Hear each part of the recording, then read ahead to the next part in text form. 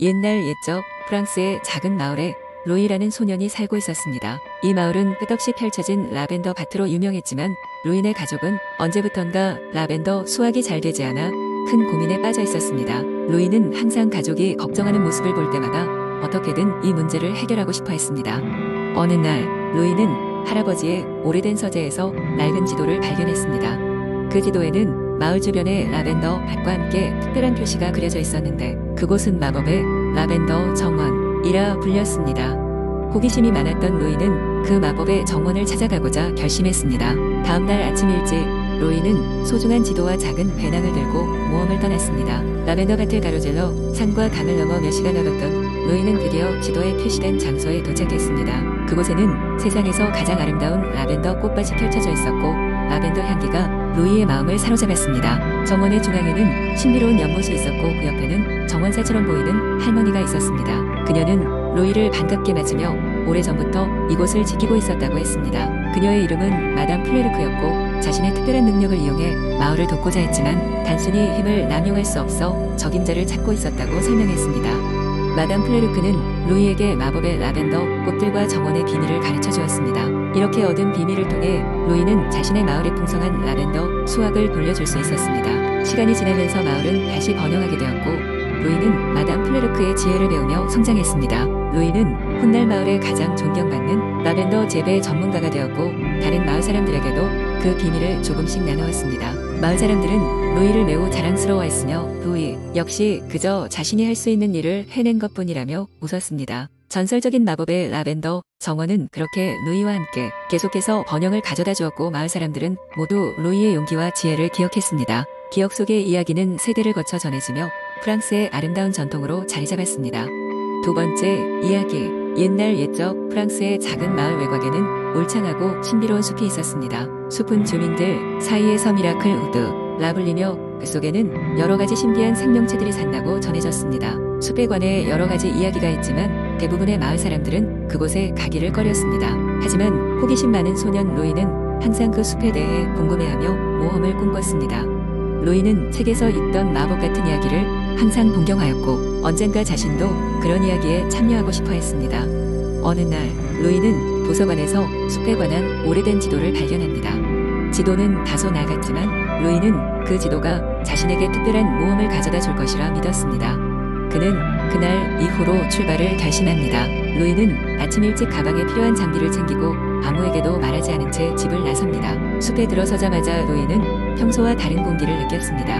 나무들은 이상한 소리로 속삭였고 발 아래에 흙은 부드럽고 따뜻했습니다. 로이는 지도를 따라 걷다가 커다란 호수가 나타나는 곳에 다다릅니다. 그 호수는 전설에 따라 소원을 들어주는 마법의 물로 가득 찬 곳이라고 했습니다.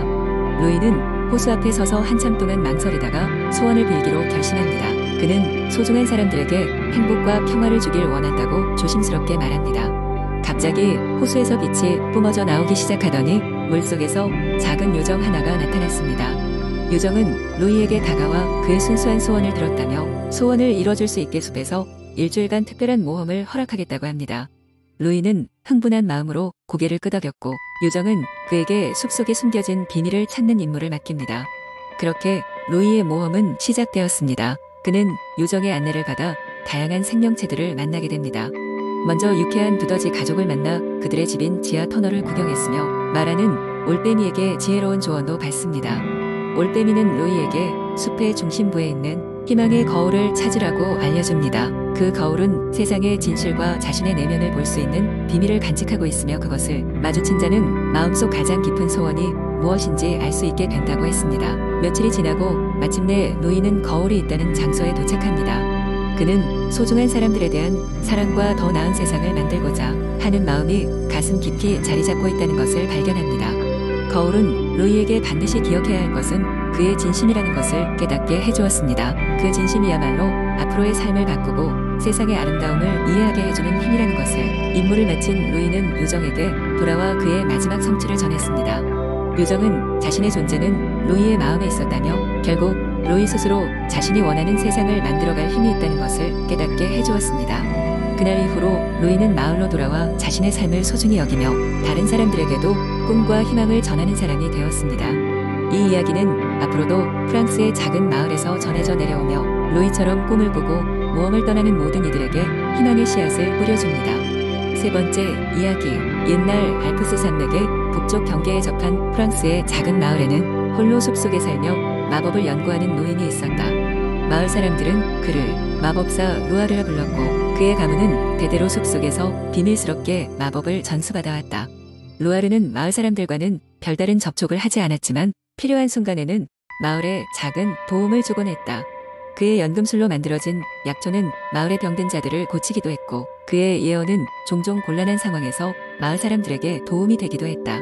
그러나 그의 가장 큰 명성은 그가 찾고 있다고 알려진 잃어버린 시간의 성에 관한 것이었다. 루아르는 젊은 시절 자신의 가문이 대대로 전해 내려온 전설 속에 잃어버린 시간의 성을 찾기 위해 여행을 떠났다. 전설에 따르면 그 성은 시간의 지배로부터 벗어난 장소로 그곳에 들어가면 외부의 시간은 흐르지 않는다고 한다. 루아르는 많은 나라를 여행하며 시간의 성을 찾으려 했으나 그것은 쉬운 일이 아니었다. 한편 마을에는 안젤리크라는 소녀가 살고 있었다. 그녀는 호기심이 많고 항상 새로운 것을 배우고 싶어 하는 아이였다. 안젤리크는 우연히 숲을 탐험하던 중 루아르를 만나게 되었다. 그녀는 처음 본 마법사의 모습에 신비롭게 느꼈고 루아르 또한 그녀의 호기심 어린 눈빛에 호의를 품게 되었다. 그리하여 안젤리크는 종종 루아르의 오두막을 방문하며 다양한 마법과 연금술에 대해 배우기 시작했다. 어느 날 루아르는 안젤리크에게 자신이 찾고 있는 잃어버린 시간의 성에 대한 이야기를 들려주었다. 안젤리크는 그 얘기에 매료되었고 루아르에게 성을 찾는 여정에 동행하고 싶다고 했다. 루아르는 그녀의 결심을 시험하기 위해 매우 고된 시험을 통과해야 한다 말했지만 안젤리크는 주저하지 않았다. 둘은 함께 숲 깊숙한 곳에 숨겨진 고대의 서적과 지도를 찾아 나섰다. 매 순간이 모험이었으나 그들은 서로 도움을 주며 어려움을 헤쳐나갔다. 마침내 오래되고 낡은 마법의 지도에서 단서를 찾게 되었다. 지도의 지시에 따라 두 사람은 알프스 산맥을 넘고 멀리 보이는 은빛빛의 호수를 찾았다. 전설에 의하면 그곳이 성으로 가는 관문을 여는 열쇠라고 했다. 은빛빛의 호수 앞에 다다른 루아르와 안젤리크는 잠시 머뭇거렸다. 호수는 신비로운 빛을 발하며 반짝였고 물결 사이로 꿈틀거리듯 흐르는 마법의 기운이 느껴졌다. 루아르는 호수의 비밀을 풀기 위해 오랜 시간 동안 연구한 일자리를 가슴에 품고 있었다. 그는 안젤리크에게 나지막히 속삭였다. 이제 모든 것은 너의 믿음과 용기에 달렸다. 안젤리크는 두려울 법도 했지만 용기를 내어 호수로 걸어갔다. 그녀의 한 걸음에 맞춰 호수의 물결이 부드럽게 갈라지며 빛나는 길이 모습을 드러냈다. 안젤리크와 루아르는 무아지경으로 빛나는 길을 따라 성을 향해 걸어갔다. 영겁의 시간이 지난 듯한 짧은 순간 그들은 마침내 잃어버린 시간의 성 앞에 도착했다. 성은 외부에서는 보이지 않는 투명한 막에 둘러싸여 있었다. 성문 앞에서 루아르는 자신이 가진 마지막 마법의 주문을 외웠다. 순간 성문이 천천히 열리며 잃어버린 시간의 비밀이 두 사람에게 모습을 드러냈다. 성 안은 모든 시간이 멈춘 듯한 곳이었다. 루아르와 안젤리크는 각각의 방에서 과거와 미래를 구분 없이 볼 수 있는 거울을 발견했다. 이들은 이곳에서 과거의 지혜와 미래의 가능성을 탐구하며 많은 것을 배웠다. 특히 안젤리크는 마법의 본질이 보이는 것 이상의 의미를 가지고 있음을 깨달았다. 길었던 여정을 마치고 돌아온 안젤리크는 마을에 많은 사람들에게 자신이 겪은 이야기를 들려주었고 경험을 통해 더욱 지혜롭고 용감한 마법사가 되었다. 그리고 루아르는 다시 숲으로 돌아가 자신의 연구를 계속하기로 했다. 둘의 이야기는 전설이 되어 프랑스의 여러 마을에 퍼졌고 마법사가 지나갔던 숲과 은빛빛의 호수는 언제나 사람들의 상상 속에 남아있게 되었다. 네 번째 이야기. 한때 프랑스 남부의 작은 마을에는 에로아디라는 소녀가 있었다. 그녀는 놀라운 능력을 가지고 있었는데 바람과 대화할 수 있었다. 마을 사람들은 에로아디의 능력을 신기하게 여기며 그녀를 바람의 딸이라고 불렀다. 어느 날 마을은 갑작스러운 폭풍에 휘말렸다. 몰아치는 바람과 함께 엄청난 비가 쏟아졌고 마을 사람들은 급히 대피처로 피신했다.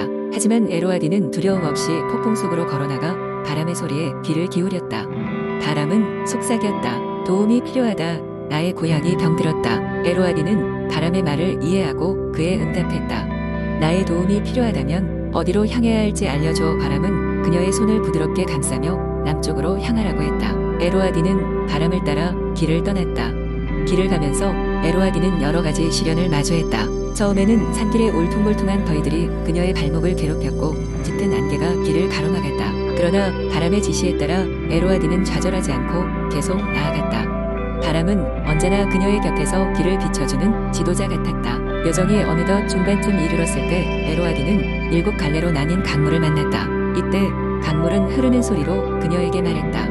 너의 목표를 이루기 위해서는 올바른 길을 찾아야 하네. 에로아디는 강물 소리를 가만히 듣고 바람의 노래를 통해 정답을 찾았다. 그녀는 마침내 올바른 길을 선택하여 나아갔다. 마침내 에로아디는 바람의 고향 주스테 마을에 도착했다. 그곳에는 마법에 걸린 나무가 있었고 그 나무는 이 지역의 모든 바람의 원천이었다. 에로아디는 그곳을 보자마자 나무가 얽힌 마법으로 인해 병들었음을 알 수 있었다. 바람의 도움을 받은 에로아디는 그곳에 있는 오랜 마법의 책을 발견했다. 책 속에는 바람의 마법을 푸는 주문이 적혀 있었다. 에로아디는 책을 읽고 주문을 외웠다. 그 순간 나무에 깃든 마법이 풀리기 시작했고 건강한 바람이 다시금 마을을 휘감았다. 에로아디는 다시 한번 바람과 대화를 나누었다. 바람은 감사의 표시로 에로아디를 감사의 꽃으로 감싸며 말했다. 너는 나의 진정한 친구이자 구원자이다. 우리의 이야기는 오랫동안 전해질 것이다. 에로아디는 마을로 돌아와 그곳에서 평화로운 삶을 이어갔고 그녀의 용감한 여정과 바람과의 우정은 오래도록 사람들의 기억 속에 남았다. 이 이야기는 세대를 거쳐 프랑스의 여러 마을에서 전해져 내려오며 모두에게 용기와 희망을 심어주었다.